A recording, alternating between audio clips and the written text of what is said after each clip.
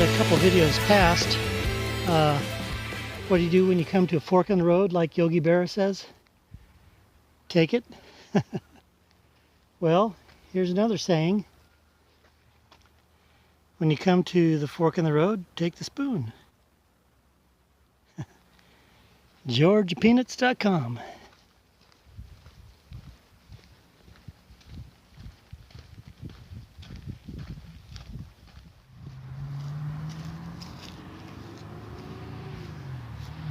Well, here's what's left of Irwinville.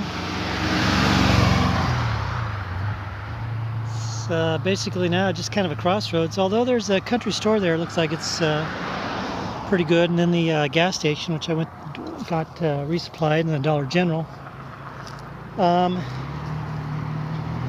Irwinville was originally called Irwinsville and was named after a governor in Florida back in the 1800s. And then once it became incorporated, they dropped the S and just called it Irwinville. But the other point of historical interest is right up that road about a couple miles is the place where Jefferson Davis was captured back in 1865, May 10th, 1865. And you might recall previously I told you about the encampment where they camped on the way after capturing him and then on the way to Macon, Georgia. So Irwinville, Jefferson Davis.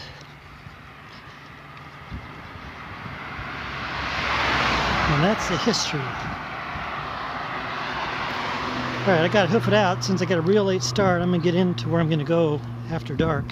Or after sundown anyway. So let's see if I can make it before dark though. And let's hope those woods are not scraggly, all full of sticker bushes. Did I take a wrong turn? Do you remember where Alma was? Think about it. A few videos back, or quite a few videos back, Alma, that was the exact center of the lower peninsula of Michigan. Yes, if that's what you answered, that's right.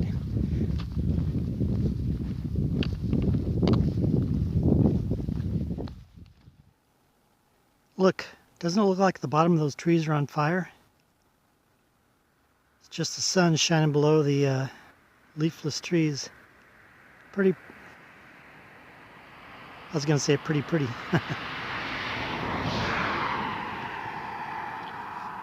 Alright, I'm turning off down here, Old Mystic Road. I'm going to get there after sundown. And I see there's a car down there.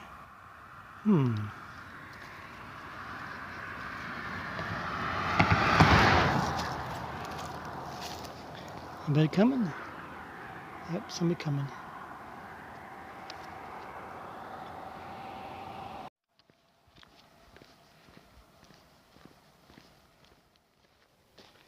Well, that truck back there, that was a game warden.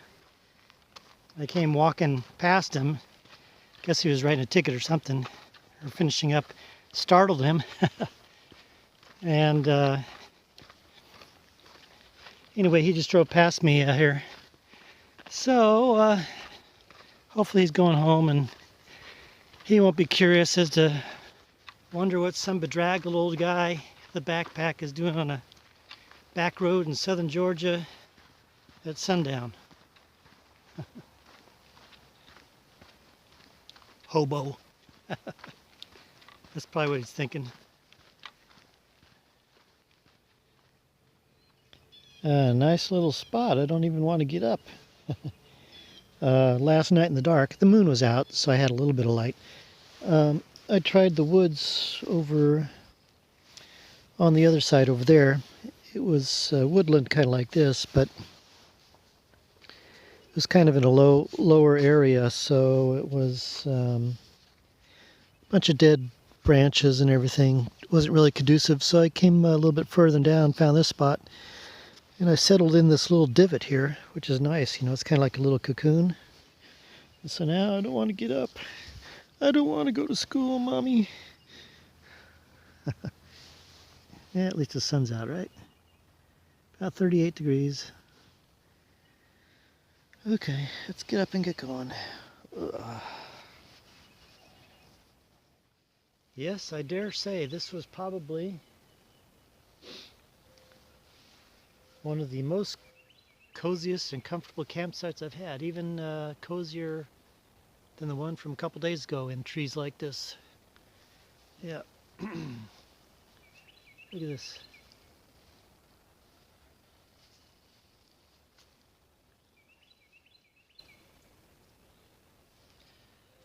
All right, it's time to get going. 14 miles or 15 miles today, depending upon where I decide to stop. The goal is Alapaha, Georgia. And there's nothing really there. There's a Dollar General and a gas station where I can get resupplied. And then, so whether it's 14 miles is going to be if I camp out in the cemetery, or if I go on the other side of town and try and find some woods like this again. But now I'm spoiled, you know. I'm going to be comparing every camp spot to this one.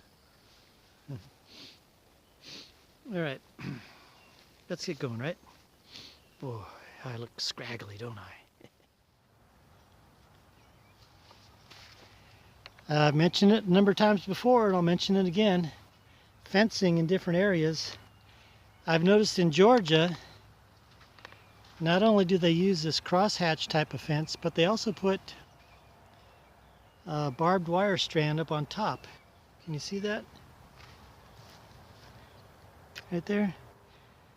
So I don't know what the purpose of the barbed wire on top is, given the crosshatch fencing. Anybody want to sound off and give me a clue as to what the purpose of the top barbed wire is?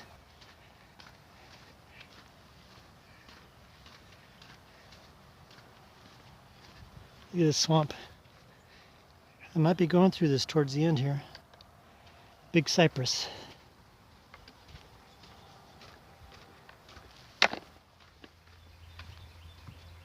Funny story, I just got my answer to the barbed wire. So, I was taking a video of it, and so the guy whose property that is was evidently watching me. And so as I passed the property, after a little while he came driving up in his truck and he said, how come you were taking a picture of my fence? So I told him what was going on, and anyway, Bill Daniel, thank you very much for the nice talk. It was nice talking, and he's a pretty good welder. Been working up and down the East Coast and self-taught, and he does pretty good work. But anyway, what I was getting at, he's also developing a device to lock down schools if there's an active shooter type of situation. And he's gotten it down to where they've tested it, and a teacher can go activate the device on the classroom door and get it all locked down within 9.2 seconds, so not a bad deal. But the other thing, though, is here's the answer to the question.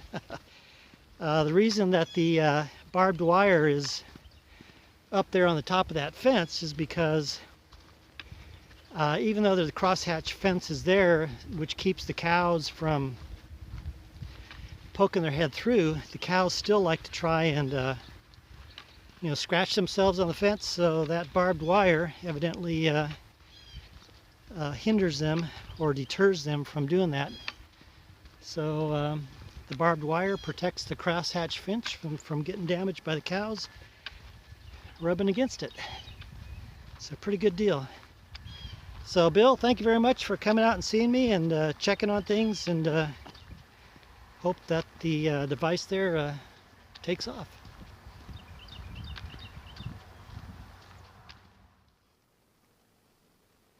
I've been starting to come across these more and more often now. I wonder if I'll continue to see them all the way down to the state line.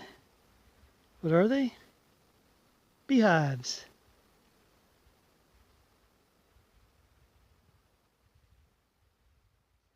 Can hear them buzzing, but they're just sticking around over there.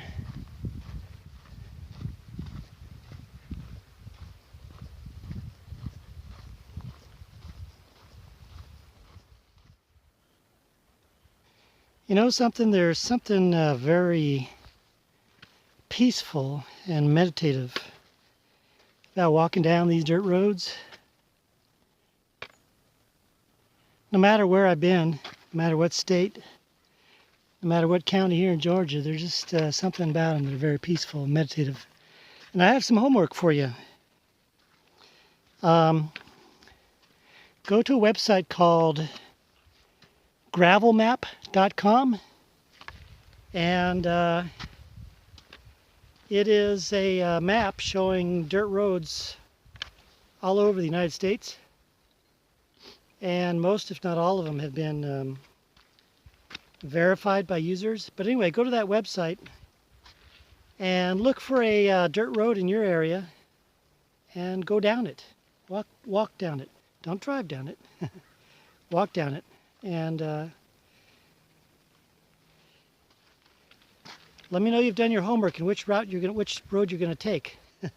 You know, alternately, you can as well. You can go to the National Forest websites. Go to the National Forest that's near you, and look for the motor vehicle use map for that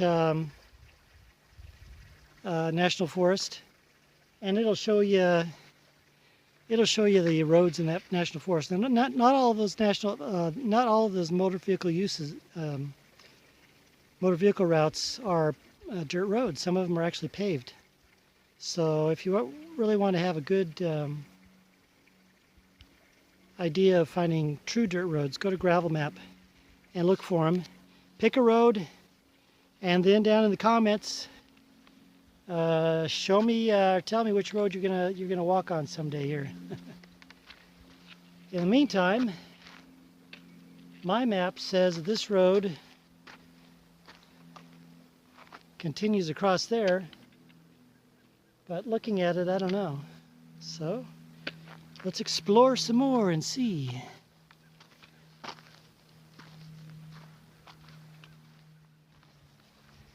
Now see, this doesn't really look like it continues on.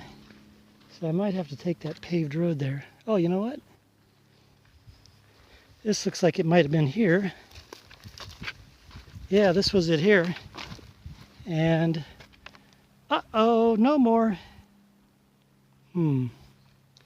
Well, it was going to connect over here anyway, so let's just go down here half mile and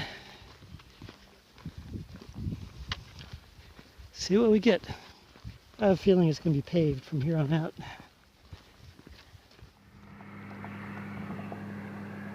Well, like an angel, it comes and then just poof, disappears. This big 18-wheeler truck was coming down the road right there, so I got off the side and he kept walking, and right as he passed me, he honked his horn, and then all of a sudden I heard his air brakes and he stopped. So I went back to him and he said, be safe, man, and here's a cold drink and a couple bucks. So man, whoever you are, I didn't get your name and everything like that. Wow. And that really was just like an angel coming in and going right out of your life, you know? Huh. Let's pray for that guy, okay? Don't know his name, but just pray for that trucker.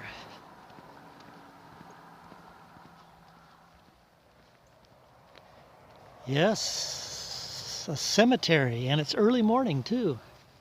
What's this? I'm getting an early start?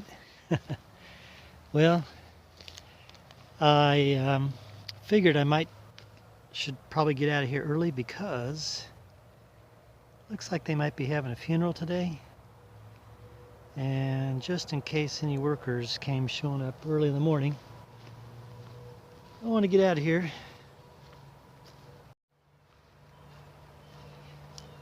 So they wouldn't stumble upon some bedraggled guy, ooh, camping in the cemetery? And again, I'm still amazed and perplexed as to how they do this here in Georgia.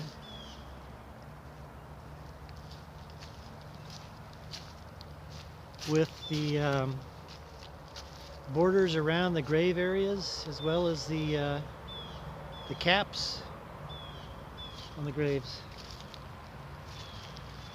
I'm supposing, I guess, the borders probably have to do with family plots. So maybe families buy a little bit of a section here, and then they just outline them. But that is an interesting tradition, though, the caps over the graves. I've never seen that. Except, again, in New Orleans and Key West, because of the water table, I guess. Huh.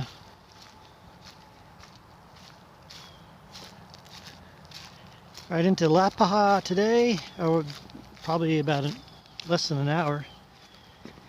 And then, I don't know where I'm going today.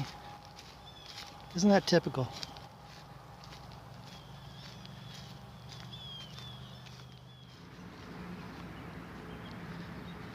Good morning. You seem to be all frozen with fear.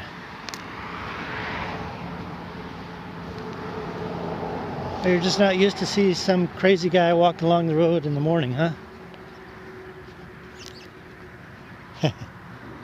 Nice sunset too. Sunrise.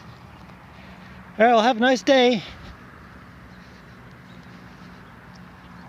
Okay. Get back to whatever it is we are doing. Well, those aren't any old goats either. They're AAA show goats. On the road the other day, yesterday, I didn't take a picture of it, but I went by a farm that had show pigs. So show goat and show pigs. Wonder what other shows I'll come across today.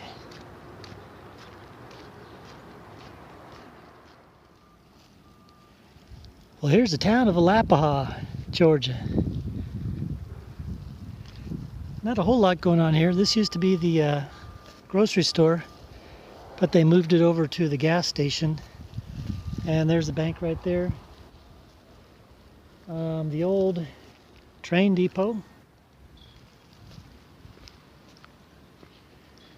And a little park here in the center of town. This is called Railroad Street, I think.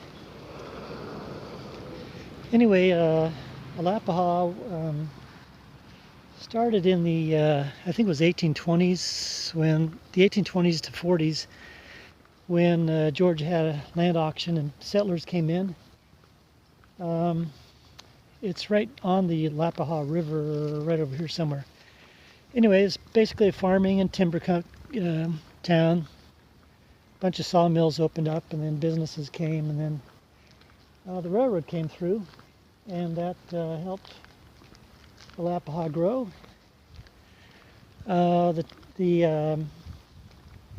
name of Alapaha, they trying to figure out what it means, because they did find an Indian mound outside of town. They think it's either a Creek Indian word for other side, or a Tecumseh Indian word for bear or bear lodge. So that's basically it for Alapaha. There was a tornado that came in here in the 50s, I think it was 1952, and pretty much decimated the business district. And Alapaha just today is just there's a farming community around here. There's a couple farm supply companies outside of town. So that's about it for Alapaha. Now on to towards Lakeland. I'll probably make Lakeland tomorrow or the next day. The other thing about Alapaha here is there's a little dog that was following me around town here. And then I went over to the old depot to eat breakfast, and he came, sat with me, and started taking a nap. So I quietly got my stuff together and took off. As much as the company would be nice, I don't want somebody's dog.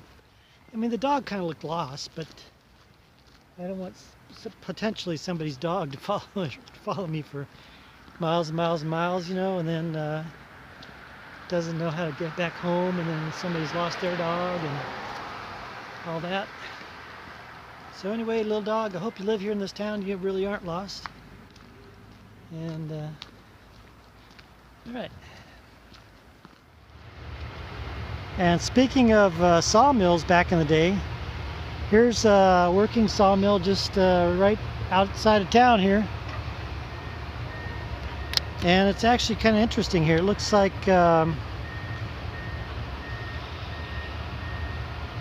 they placed the big trees right in there, and then they go in through this device right here, which apparently strips off the bark, because you can see there's bark right there. It's been spilling out of there. Goes into this building right here, where it cuts down the full-size tree and puts them into other size logs right here. And then let me get to the other end over here. And so after the big long trunks get cut down and into smaller sizes and put into that device there, they go through the actual milling process on the other side of this building here, and out comes the lumber that you buy at your favorite hardware store or lumber supply store. Pretty interesting. And it looks like there's a booming business here, because not only all the activity is going on, but they're building even another one right here.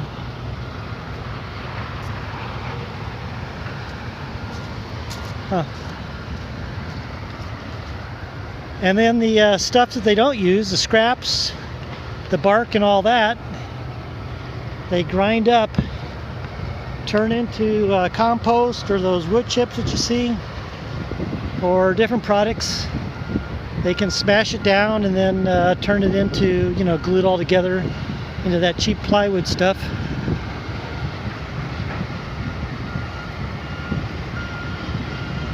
So there you go. Here's a working sawmill.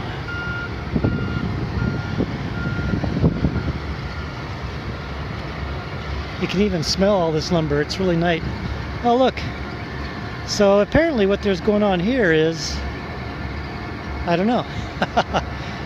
But I guess maybe they cure the wood in there or something. There's steam coming out of there. But what I was saying is that you can really smell all the wood as it's been all sawed and made into what it's going to be made into.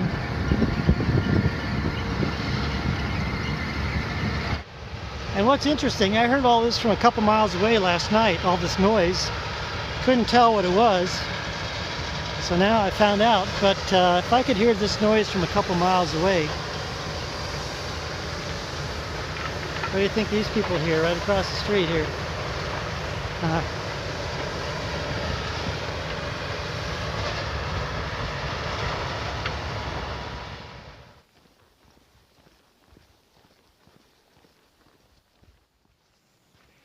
I've wanted to point this out previously, but the plants are changing, as is the dirt. So I'm starting to get more palms, interspersed with the pines. And then the dirt is getting sandier.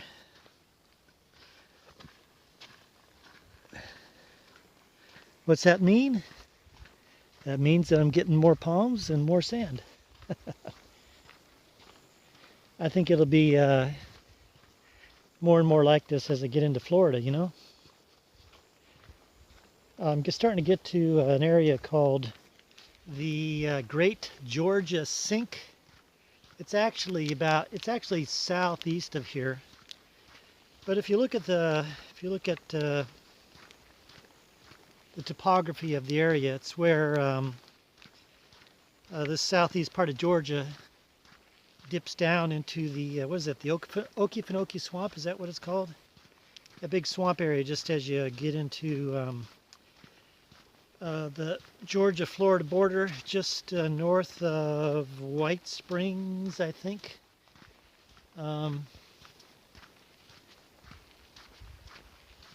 Yeah, so it's really pretty in here.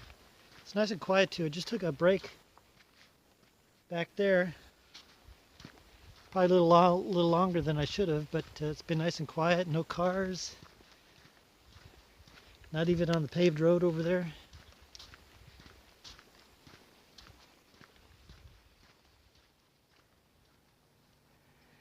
Another nice spot. Well, actually, this is kind of a scraggly spot. But getting an early start because I want to get into Lakeland, Georgia. I'll get there half a day early and then try and find a spot to stealth camp in town. And I'm not going to film too much today, if any, because I'm just about out of storage. And I got to upload things in order to free it up. So sorry about that. Not a whole lot of filming today. But it's going to be mostly dirt roads, a little bit of highway stuff.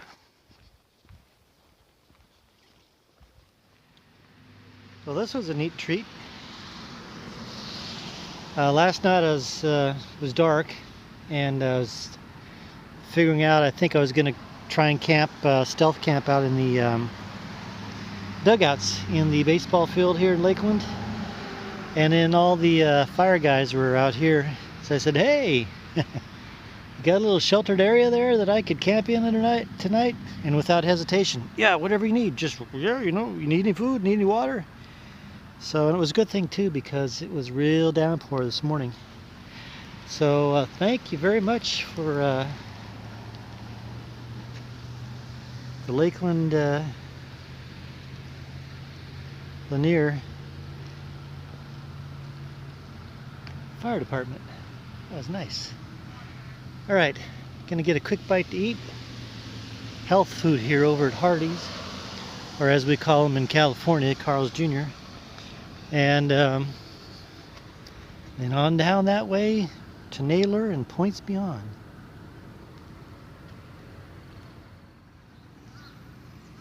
So that's the town of Lakeland, Georgia. And sorry I didn't get any clips of it here. I got a couple photos last night. And the reason is because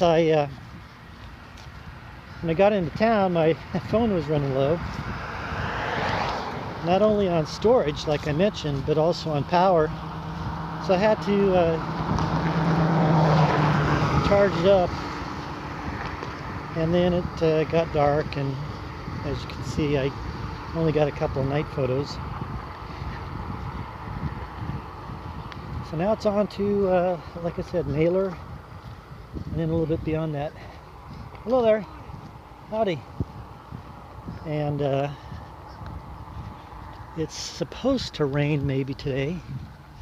It's also going to be 75, so it'll be a warm rain, which is a lot better than the cold rain, right? Oh, and something else. Today is a milestone. Yes, it is. And you want to know what that milestone is? Well, take a look here.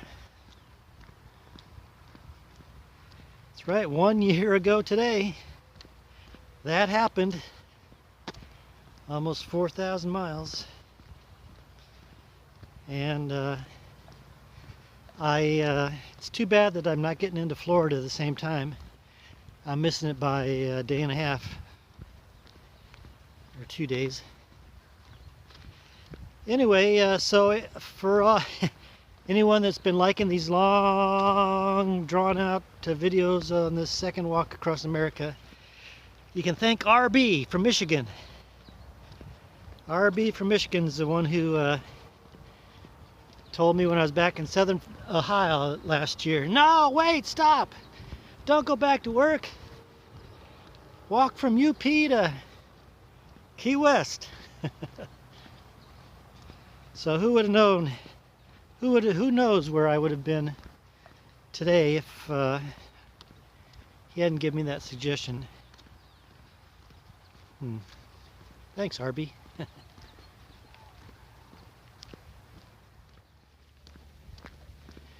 Be careful what you wish for.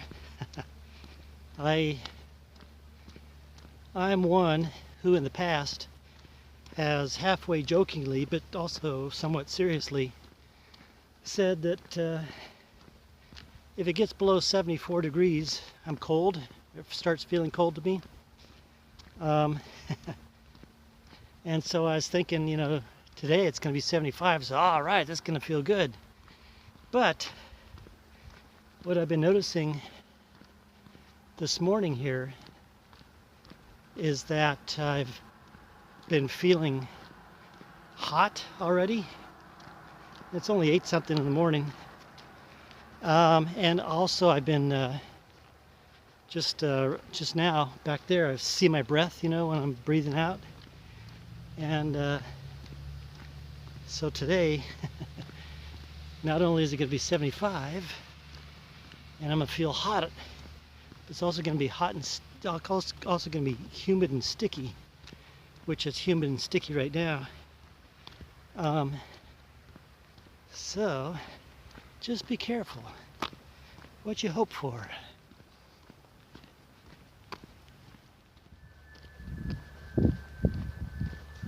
The further south I've been getting here into Georgia, the more and more pecan, or however you want to call it. They call them pecans. I say pecan, you say pecan. Tomato, tomato, potato, potato. Let's get the whole thing on. So as I said, as I've been getting further south into Georgia here, been coming across more and more pecan fields, orchards, whatever you want to call them. And interesting thing too is, on the dirt road yesterday that I couldn't show you because I was running out of room on the phone, I came across a field that appeared to be growing grapes for dole. And then I just passed one down here a couple miles back, just right outside Lakeland. It wasn't a dole field, but it looked like it was grapes. And it looked like it was a relatively recent planting as well. And I think also, what else did I come across? Some other new crop that I came across. Let's see, rye. I came across rye a few days ago. And there's something else, which was the first time I've seen that crop. I don't know. I'm not paying attention.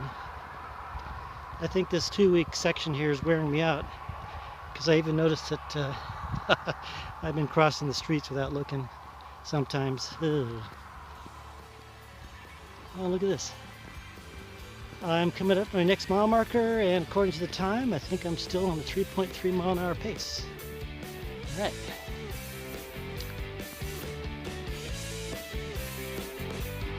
Yeah, I take that back. I slowed down to a 3.1 mile an hour pace. Oh well. Let's pick it back up. Pick it back up. Uh-oh. I got caught with Sergeant Anglin with the Echoes County Sheriff's Department.